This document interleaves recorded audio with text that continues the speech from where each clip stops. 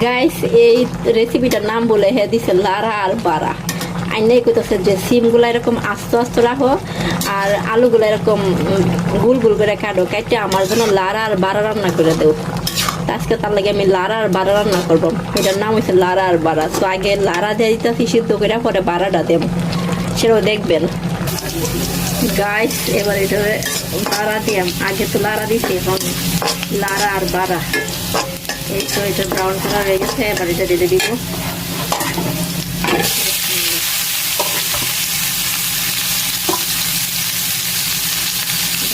হালকা করে নাড়িয়ে দিব।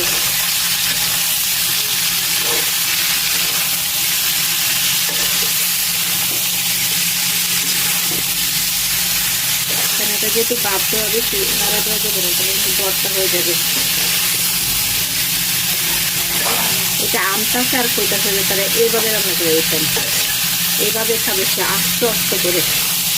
ওকে, আস্তে আস্তে করে রান্না করে দিলাম।